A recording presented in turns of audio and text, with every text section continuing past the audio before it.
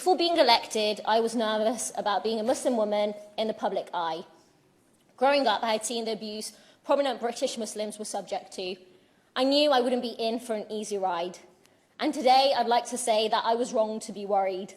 When young Muslim girls ask me what it's like, I'd like to say there's nothing to worry about, that they would face the same challenges as their non-Muslim friends and colleagues. But, Madam Chair, in truth, I can't say that because in my short time in Parliament, that's not my experience. So let me read out a few examples. One person, for example, wrote to me, and I quote, "Sultana, you and your Muslim mob are a real danger to humanity." Another wrote, "I'm a cancer everywhere I go, and soon," they said, "Europe will vomit you out." A third called me a terrorist sympathiser and scum of the earth, and that's sanitised of their unparliamentary language. I have discovered that to be a Muslim woman, to be outspoken and to be left-wing is to be subject to this barrage of racism and hate. It's to be treated by some as if I were an enemy of the country that I was born in, as if I don't belong. It was summed up by these words in a handwritten letter, and I quote, "If you can't stand the racism, perhaps you'd be happier going back to your country of origin, foreigner." Chair, it's worse when I speak up for migrants' rights in support of the Palestinian people or criticise Tony Blair for the war in Afghanistan. One abusive letter said, and I quote, "Our cities are full of Muslims, send them to Pakistan." Another suggested that I must support the Taliban, all because I'm Muslim and against endless war. Madam Chair, this Islamophobia doesn't come from a vacuum. It's not natural or ingrained. It's taught from the very top.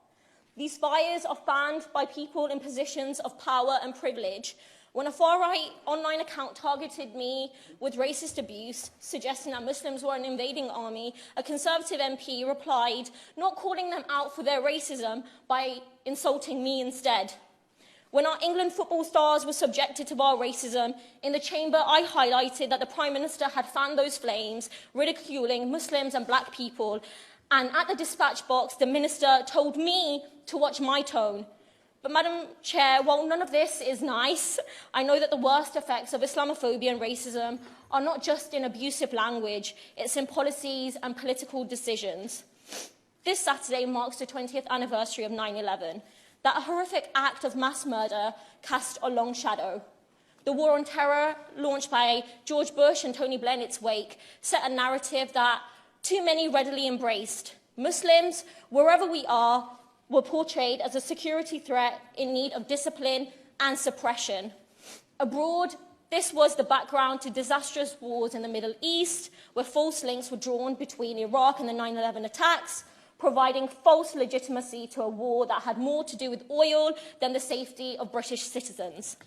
And at home, it meant the erosion of civil liberties of all and the targeting of Muslims in particular, with policies like the Prevent programme, which countless studies and human rights groups have demonstrated discriminates against Muslims.